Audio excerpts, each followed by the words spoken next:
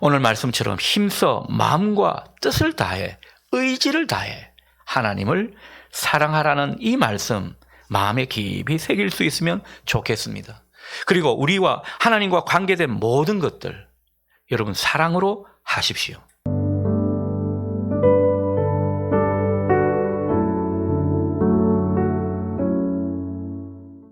장마가 계속되고 있죠. 참 불편하고 짜증이 나는 그런 요즘인 것 같습니다.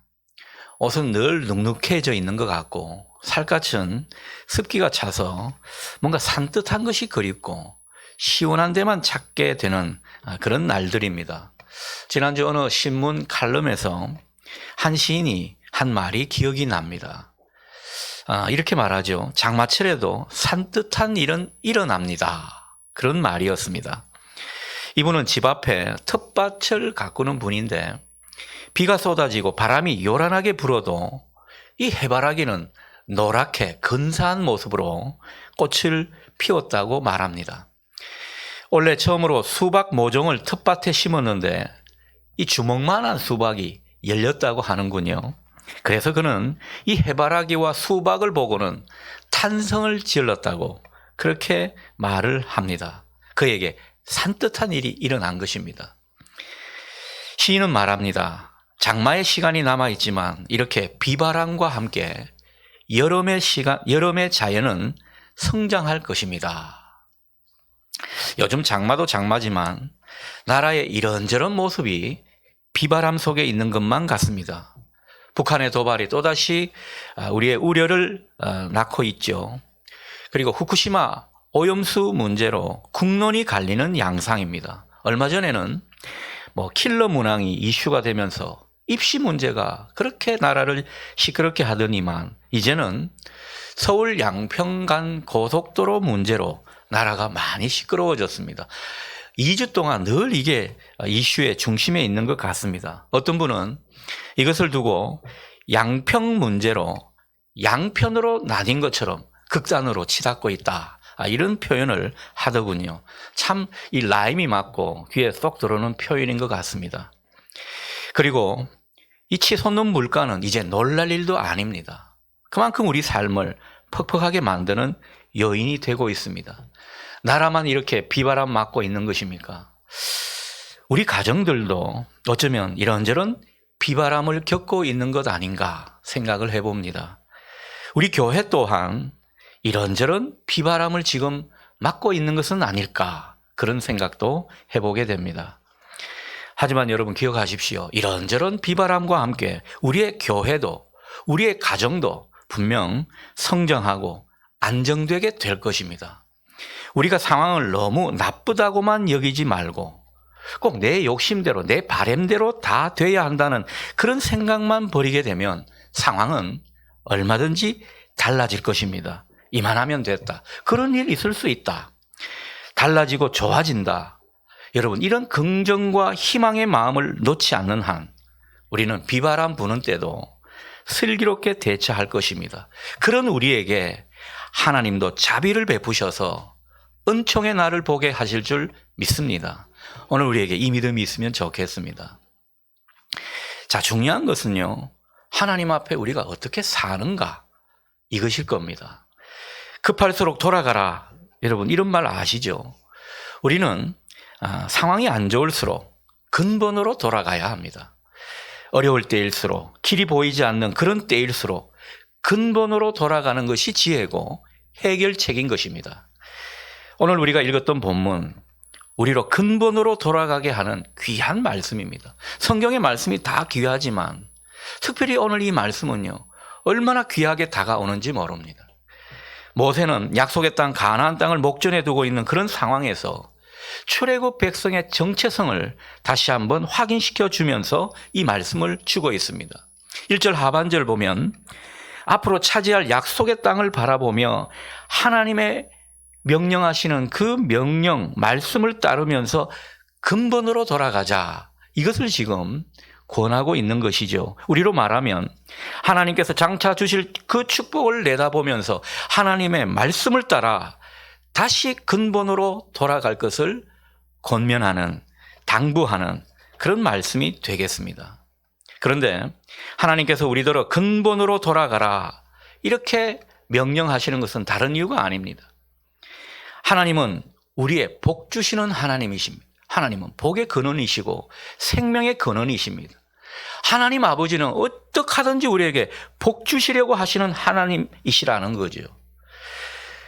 하나님은 우리가 그런 하나님으로부터 복 받기를 바라시는 것입니다. 이게 하나님 아버지의 마음이라는 거죠. 너 왜 그렇게 복이 없느냐? 왜 복을 잃어버리고 말았느냐? 얘야, 다시 근본으로 돌아가라. 오늘 우리에게 그 말씀을 하시는 겁니다. 3절 말씀을 볼까요? 이스라엘아, 듣고 삼가 그것을 행하라. 그리하면 내가 복을 받고 내 조상들의 하나님 여호와께서 내게 허락하심 같이 젖과 꿀이 흐르는 땅에서 내가 크게 번성하리라. 여러분, 하나님께서는 이스라엘 백성들이 약속하신 그 땅에서 이 말씀들을 지키고 행할 때 복 주시겠다. 그리고 오랫동안 번성하게 해 주시겠다. 분명히 약속하고 있는 것입니다. 그것이 하나님을 경외하는 모습이기 때문입니다. 하나님을 바르게 경외하는 사람에게는요, 하나님이 반드시 복 주시는 하나님으로 기억되게 되어 있습니다. 이것이 하나님의 본성이라는 거죠. 그러니 오늘 이 말씀은요, 이 약속의 말씀은 우리에게도 유효한 것입니다. 오늘 우리에게 들으라고 말씀하시는 그 말씀이기 때문입니다. 이 약속의 말씀은 우리 모두에게 주시는 그런 약속의 언약의 말씀으로 듣기를 바랍니다. 하나님은 그때나 지금이나 우리를 동일한 하나님의 백성으로 삼으셨고, 그래서 그 하나님 백성들이 하나님 앞에서 잘 되고 하나님 안에서 복되게 사는 것, 번성하게 사는 것, 그것을 하나님이 바라시기 때문이죠. 그래서 이 약속의 말씀을 주시면서 이 약속의 말씀을 지키고 행하기를 바라고 소원하시는 겁니다. 그래서 우리가 하나님 안에서 복 있는 인생으로 점점 확장되는 인생이 되기를 바라는 것이죠. 자, 그렇다면 그 약속의 말씀이 뭔가, 그게 중요할 겁니다. 여러분, 오늘 우리가 읽었던 본문, 그리고 본문 뒤, 그러니까 신명기 6장 4절에서 9절 말씀을 쉐마의 말씀, 쉐마의 명령이라고 보통 이야기들 합니다. 바로 이것이 하나님이 말씀하시는 그 약속의 말씀입니다. 이 약속의 말씀이 얼마나 중요한지, 하나님께서 어떻게 하면 하나님으로부터 복을 받을 수 있는지 그 비결을 알려주시는 말씀이라고 해도 과언이 아닙니다. 그래서 유대인들은요, 얼마나 이 말씀을 귀하게 여겼는지 모릅니다. 자나깨나 이 말씀을 외우고 이 말씀을 암송하면서 기도를 했습니다. 그만큼 중요하고 이 말씀이 금과 옥조 같은 그런 어떤 명령의 말씀으로 생각했던 것이죠. 여러분, 사실 우리가 구원받은 사람들입니다. 예수 그리스도를 믿고 영접해서 은혜로 우리는 구원을 받았습니다. 이것은 모두에게 똑같이 주어지는, 값없이 주어지는 그런 은혜라고 할 수 있겠습니다. 그런데 이 땅의 복은요, 좀 다릅니다. 이 땅의 복은 하나님이 특별히 복 받을 만한 사람들에게 주시는 것입니다. 그러니까 복을 받을 만한 그릇이 돼야 복을 주시는 거죠. 복을 받을 만한 그릇이 되지 않으면 하나님이 복을 주시는 것을 유보하는 겁니다. 아무나 복을 받는 것이 아니라는 거죠. 더군다나 오늘 이 말씀은요, 나 혼자만을 위한 말씀이 아닙니다. 나뿐 아니라 내 가족, 내 자손이 어떻게 하면 하나님 앞에서 복을 받을 수 있는지 그것을 분명히 말씀하고 있습니다. 그러니 얼마나 중요한 말씀입니까? 그래서 제가 이 말씀을 준비하는데요, 원래는 오늘 신명기 6장 1절부터 9절까지 이 쉐마의 말씀을 다 선포하려고 했습니다. 하다 보니까 분량이 많아지더군요. 그래서 이 말씀을 2주로 나누어서 말씀을 전하도록 하겠습니다. 이번 주는 4, 5절까지 하고요. 다음 주에 6절에서 9절, 그러니까 앞부분 4절, 5절부터 해서 쉐마 명령을 다시 한번 다루도록 하겠습니다. 자, 먼저 이 쉐마란 뜻이 무엇이죠? 이것은 너희는 들으라, 이 말입니다. 하나님께서 너희는 들으라 라고 말씀하시면서 4절 하반절부터 9절까지 쭉 말씀하시는 겁니다. 그러니 이 듣는 것이 얼마나 중요한지 먼저 말씀하시는 거죠. 너희는 들어라. 마젤의 식구여, 너희는 들어라. 이런 말씀이 되는 것입니다. 여러분, 정말 이 하나님과 관계에 있어서 제일 중요한 것 한 가지가 뭐냐 꼽으라면 하나님 말씀을 듣는 겁니다. 들으면서 그 말씀을 지켜 행하는 것이 또 시작되는 것이거든요. 그래서 이 쉐마의 말씀, 유대인들이 얼마나 귀를 쫑긋 세우며 들었는지 모릅니다.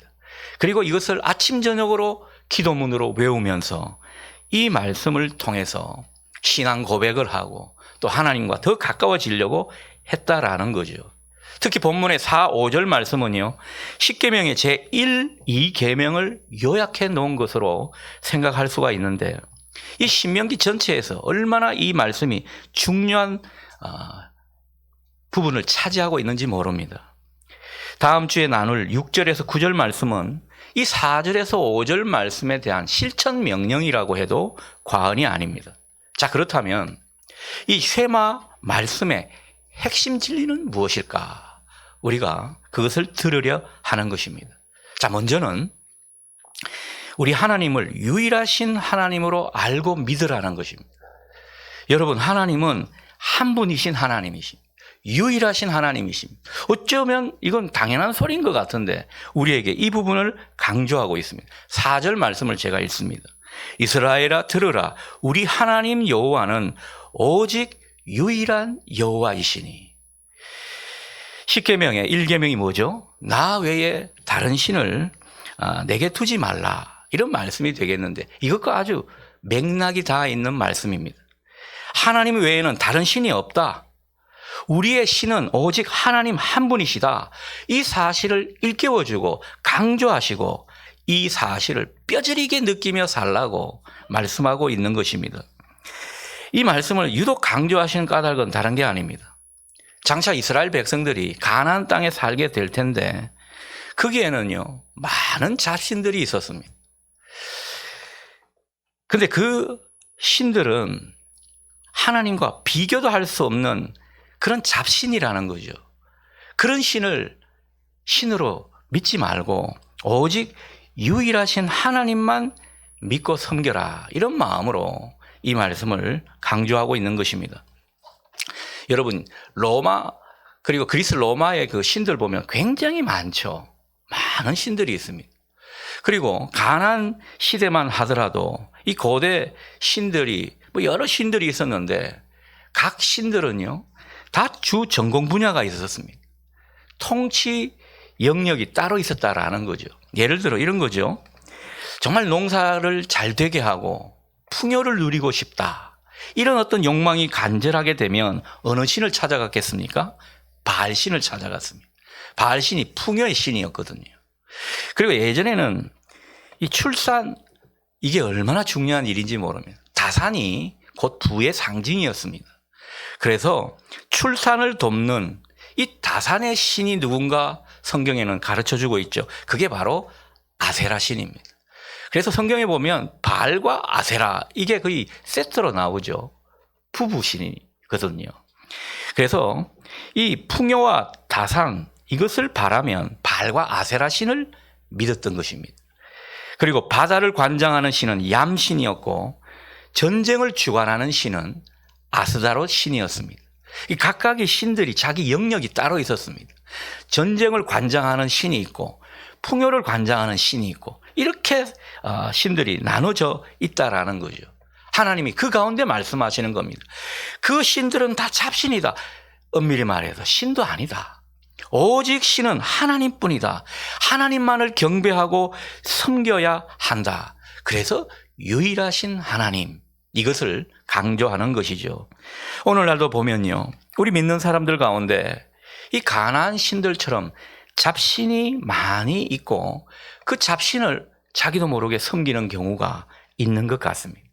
우리가 예배드리고 급한 문제가 생길 때 우리의 기도를 들어주시는 분, 하나님을 생각하고 그 하나님을 많이 의지하는 것이 사실입니다. 그런데 이 예배의 영역 그리고 주일의 시간을 벗어나면 일상으로 돌아가면 어떻습니까? 사업이나 성공, 재테크 같은 것은요, 하나님 외에 다른 것을 의지합니다. 하나님 외에 다른 것을 의지하면 그게 그 사람의 신이 되는 거죠. 여러분, 자식을 키울 때는요, 하나님을 의지하지 않더라고요. 자식을 키울 때 신은 누구겠습니까? 일타강사죠. 일타강사 어느덧 신의 영역까지 차지해버리고 있는 그런 실정이라는 겁니다. 건강이나 웰빙 같은 그런 문제에 대해서는 또 다른 것을 우리가 맹신하기도 하는 것이죠. 하나님 외에 다른 것을 신뢰하고 의지할 때가 많다라는 겁니다. 연애나 결혼, 부동산 문제 이런 것에 대해서도 우리는 하나님 외에 다른 어떤 것을 신으로 여기면서 거기에 매달리기도 합니다. 그게 뭐 사람일 수도 있고 아니면 어떤 전문 분야일 수도 있고 지식일 수도 있고 어떤 논리일 수도 있을 겁니다. 아무튼 오늘 말씀은요, 이 모든 우리 일상의 삶의 영역에서 주관자가 누구냐, 거기에 우리가 매달리고 섬기고 의지해야 할 유일한 신이 누구냐, 하나님이시다. 그것을 우리에게 강력히 말씀해 주는 것입니다. 오늘 이 하나님의 음성이 여러분 귀에 들릴 수 있기를 소원합니다. 하나님께서 오늘 이 말씀을 특히 강조하시는 이유는요, 오늘 본문 뒤 12절 말씀을 보면 우리가 짐작이 갑니다. 12절 말씀을 보니까 우리도 하나님을 자주 잊는 이 모습 때문에 이렇게 강조하시는 것 아닌가 생각이 드는 겁니다. 여러분, 이 세상을 살면서 우리는 하나님만이 우리의 참 신이고 또 오직 하나님만이 우리의 구원이시고 힘이시고 해결자이시라는 이 사실, 때로는 고백은 잘하는데 일상생활로 들어가게 되면, 삶의 구체적인 영역으로 들어가게 되면 너무도 쉽게 잊어버립니다. 하나님 외에 다른 것을 해결책으로 삼고 다른 것을 우리의 힘을 삼는 그런 경우가 많다라는 거죠. 우리는 때로는 하나님만이 우리에게 은혜와 복을 주시고 성공과 만족을 주시는 그런 유일한 분으로 믿고 섬기는 이 자체를 망각할 때가 있습니다. 잊어버릴 때가 많다는 거죠. 이렇게 되면 어떻습니까? 우리는 점차 하나님을 떠나서 세상 가운데서 뭔가 내가 원하는 것을 얻으려 하고 그 가운데서 우리의 성공과 가능성을 구하게 되는 것입니다. 하나님이 아닌 돈이나 다른 어떤 것에서 우리의 만족과 행복을 찾으려고 발버둥치게 되는 겁니다. 우리도 모르는 사이에 그런 모습으로 전락하기 마련이라는 거죠. 그래서 하나님이 이렇게 강조하시는 겁니다. 그래서 이스라엘 백성들에게 그것을 외우도록 하신 겁니다. 사람이라는 존재는 쉬 잊어버리는 존재입니다. 하나님은 보이지 않기 때문에 보이는 것이 나타나면 보이지 않는 하나님은 잊어버립니다. 이게 사람의 속성이라는 거죠. 그래서 하나님은 내가 유일한 하나님이다, 나만 믿어라, 이렇게 말씀하시면서 이 유일한 하나님에 대해 절대적인 믿음을 보이라고 요구하시는 것입니다. 우리를 사랑하셔서 구원을 베푸시고 은혜로 인도하시는 분은 오직 하나님뿐이십니다. 이 고백을 우리에게 받으시고자 하시는 것이죠. 우리에게 복을 주시고 번성케 하시는 존재 하나님밖에 없습니다. 이 마음으로 하나님을 굳게 신뢰하라는 그런 말씀을 하고 있습니다. 여러분, 하나님께서 이렇게 강조하고 이렇게 힘주어 말씀을 그들 백성 가운데 들려주었는데도 이스라엘 백성들은 안타깝게도 이 문제에 실패하고 말았습니다. 하나님께서 그렇게 당부하셨는데 하나님이 허락하신 가나안 땅, 약속의 그 땅에 살게 될 때 뭐 살만하고 괜찮아지니까요, 하나님을 다 잊어버렸습니다. 하나님이 어떤 분이신지 깡그리 잊어버리고 말았습니다. 그래서 하나님 믿는다고 하는 자들이 바알과 아세라 신을 예배하고 섬겼습니다. 가나안의 그 이방 신들이 그들이 진짜 원하는 자기 욕망을 충족해주는 풍요와 번영을 가져다 주는 그런 신으로 믿었기 때문에 그렇습니다. 그래서 그들은 결국 어떤 모습이었는가? 하나님도 믿고 이방신도 믿는 혼합주의 신앙을 보이고 말았습니다. 종교적으로는 하나님을 믿는 사람 같았습니다. 그러나 일상생활에서는 그들은 바알을 섬겼고 아세라 신을 섬기면서 하나님과 바알을 둘 다 소유하려 했습니다. 그게 삶의 지혜라고 생각했고 세상을 사는 요령이라 생각했던 것입니다. 그러나 그것은 다 망상이었습니다. 어리석은 생각이었습니다. 우리 인간은 하나님도 세상도 둘 다 섬길 수 있는 그런 존재가 아닙니다. 우리 인간은요, 둘 다 섬기다가 결국 한쪽에 종속되고 마는 종속적인 존재가 바로 우리 인간입니다. 그런데 여러분, 이 하나님과 세상 사이에서, 당시 이스라엘 백성으로 말하면 하나님과 바알 사이에서, 바알은 풍요를 가져다 주는 신이라고 했거든요.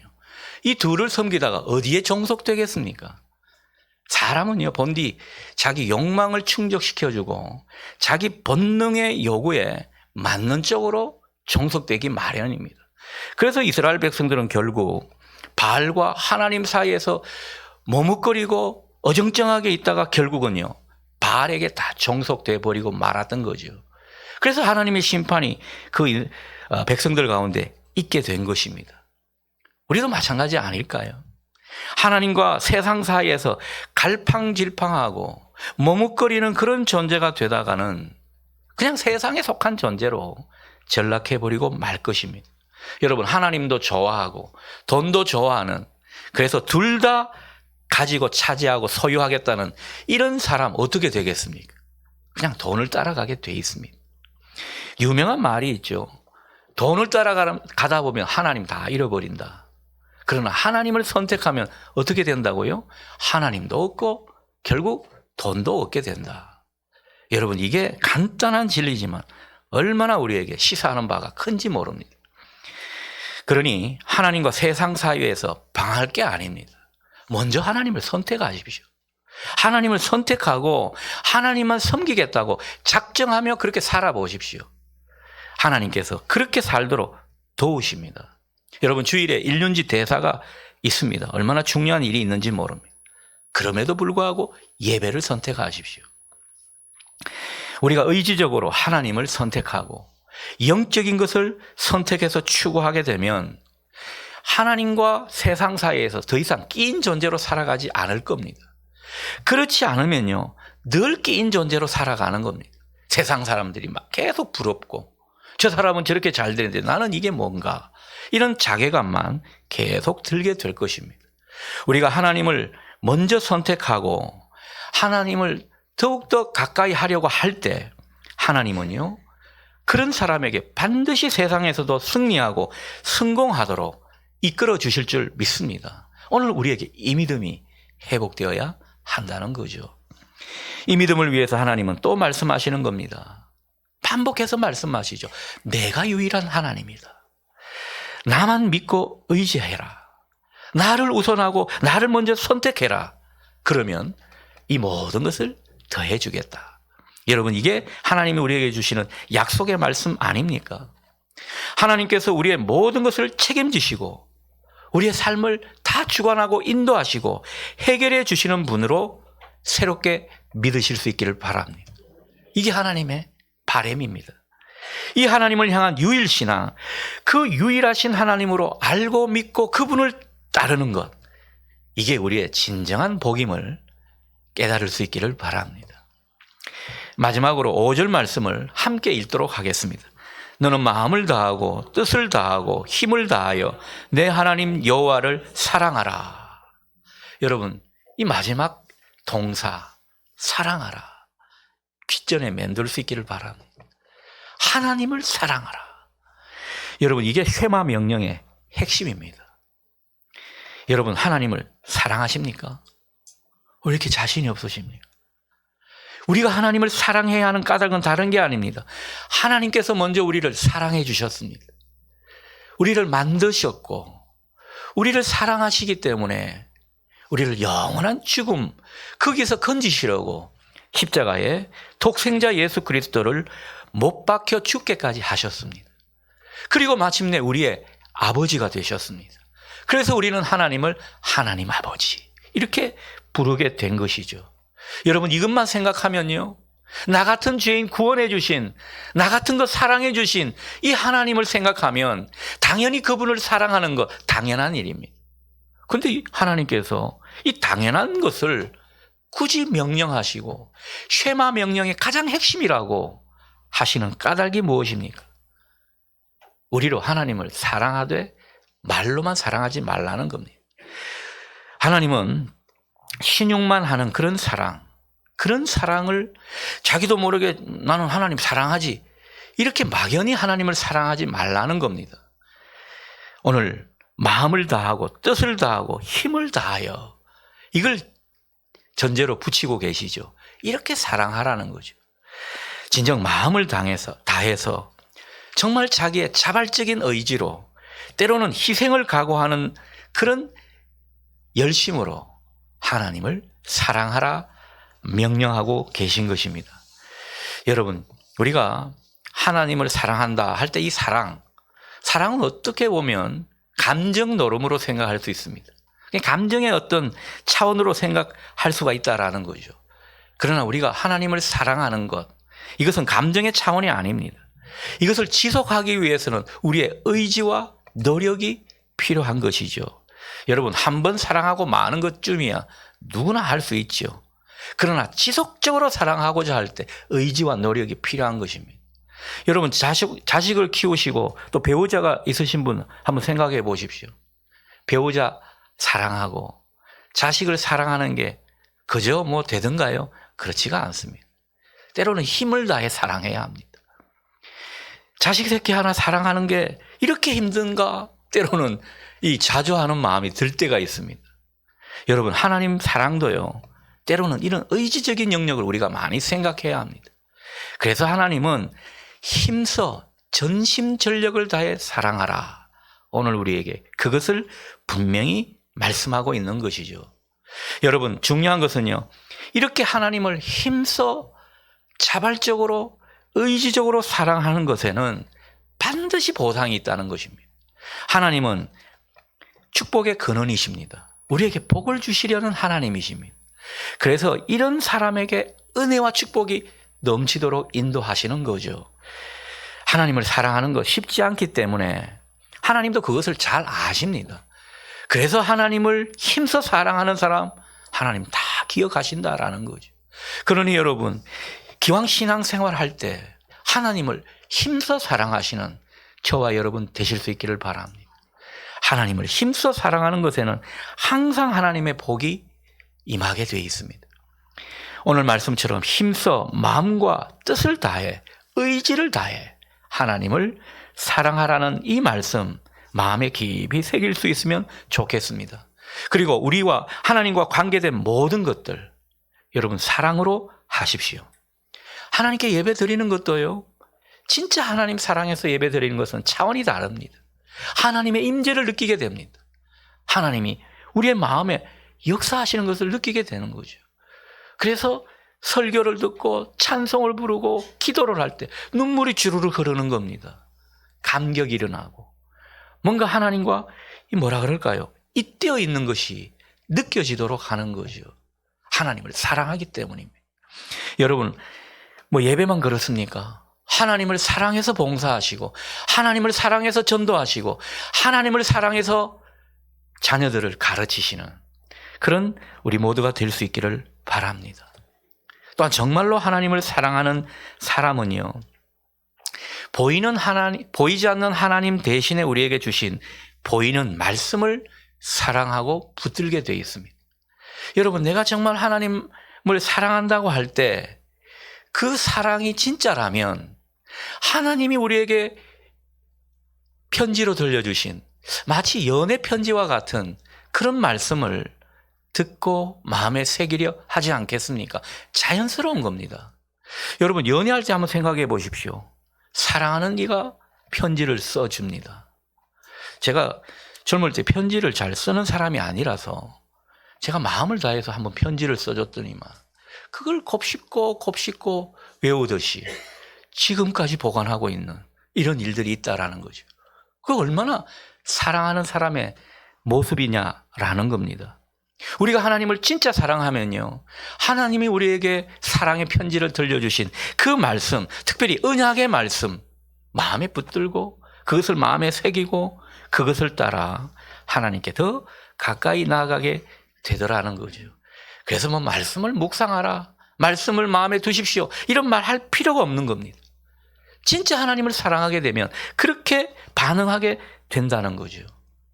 우리가 하나님을 사랑하지 않고 주의 일을 하거나 경건 생활을 하게 된다면 그것은 영혼 없이 뭔가를 하는 그런 모습처럼 무의미하게 돼버릴 것입니다. 아무것도 우리에게 은혜가 되고 복이 되지 않는 그런 상태가 되고 말 것입니다.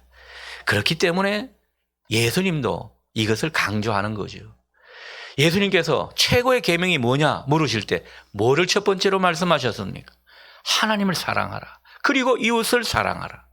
하나님을 사랑하는 것이 하나님의 계명 중에 으뜸이라는 거죠. 그것을 예수님도 분명히 가르쳐 주신 것입니다. 자, 그런데 우리가 하나님을 힘써 사랑한다는 것, 이게 뭐 단순히 우리 의지만 세우고 이를 악무는 이런 모습만으로 되는 일인가? 그렇지가 않습니다. 정말 사랑한다면요, 그 사랑하는 대상을 자주 보게 되는 것입니다. 만나는 것이죠. 보지 않고 만나지 않으면 사랑은 식어지고 끝내 사라지고 말 것입니다. 여러분이 예배의 자리를 지키면서 하나님 만나지 않고 또 말씀을 통해서 하나님의 마음을 보지 않고는 하나님을 제대로 사랑한다 말할 수가 없다라는 겁니다. 그래서 하나님이 우리에게 참된 경건 생활을 그토록 강조하시는 겁니다. 경건 생활을 통해 하나님을 잊지 않고 그 하나님을 계속 사랑하도록 우리를 붙들어 매 주시는 것입니다. 오늘 우리가 이 예배의 자리를 지키는 것도 하나님을 사랑하라고 기회를 주신 것입니다. 아무리 목사고 또 뭐 신앙생활 잘하는 중직자라고 해도 예배로 자주 하나님을 만나지 않고 말씀을 마음에 두고 새기는 그런 일이 없다면 그것은 하나님을 진짜 사랑하는 모습이 아닐지도 모릅니다.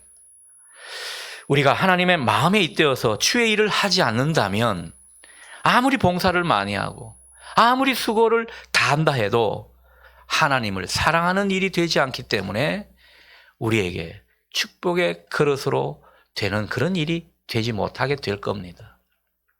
그러니 여러분, 하나님을 제대로 사랑하십시다. 힘써 사랑하십시다. 모든 것을 제쳐두고 하나님을 사랑하는 것에 혈안이 되는 우리가 되면 좋겠습니다. 여러분, 하나님을 사랑하는 것은 구체적이어야 합니다. 표현되어야 합니다. 하나님을 자주 만나고 자꾸만 알아가는 것이 하나님을 사랑하는 것입니다. 하나님께 사랑을 고백하고 그리고 하나님께 묻고 하나님의 음성을 듣고자 하는 것이 하나님을 사랑하는 모습일 것입니다. 그래서 뭔가 하나님과 마음의 일치를 보는 거죠. 점점 하나님과 결이 맞아가는 그런 모습. 그 가운데 하나님의 은혜를 기억하고 그리고 그 사랑에 잠기고 그래서 하나님에 대한 우리의 사랑과 믿음을 보이게 되면 여러분, 그런 경건 생활 자체가 우리의 복이 되는 줄 믿으시기 바랍니다. 그 모습 자체가 하나님을 경외하는 모습이고요. 하나님을 기쁘시게 하는 일이라는 거죠. 그래서 하나님은 이런 모습이 하나님 앞에 우리의 의로움이라고 나중에 신명기 뒷부분에 말씀을 주시는 것입니다. 여러분, 하나님께 우리의 의로움이 드려진다. 이것은 다른 말로 하면요, 하나님께 복받을 만한 그릇이 되었다. 그렇게 생각하면 됩니다. 여러분이 하나님을 힘써 사랑해서 더욱 하나님 앞에 의로움이 되기를 바랍니다. 그리고 정말 복받을 만한 그릇이 되는 저와 여러분 되실 수 있기를 축원합니다. 여러분, 첨언하면요, 우리가 이 일은 우리 혼자 힘으로 되지 않습니다. 우리는 연약해서 하나님을 자꾸 잊고 떠나려고 하는 속성이 강합니다. 세상에 발붙이고 살수록 그런 경향은 더욱 짙어집니다. 그래서 하나님은 이 일을 위해 예수 그리스도를 우리 가운데 보내셨습니다. 하나님과 화목하고 하나님과 더 가까워지게 하시려고 예수님을 십자가에 달려 죽게 하시고 부활하게 하셨습니다. 그리고 마침내 우리에게 예수의 영이신 성령님을 보내주셨습니다. 우리의 힘이 아니라 그 성령님의 교통하심과 도움을 따라 우리가 신앙의 근본으로 돌아가고자 하면, 그 가운데 하나님을 힘써 사랑하고자 하면 하나님이 우리를 그런 인생으로 복받을 만한 그릇으로 인정하시고 또 키워주실 줄 믿습니다. 그 가운데 우리는 점점 하나님께 좋은 믿음과 사랑의 모습이 인정받을 수 있도록 인도해 주실 줄 믿습니다. 여러분에게 이 은혜가 있기를 소원합니다.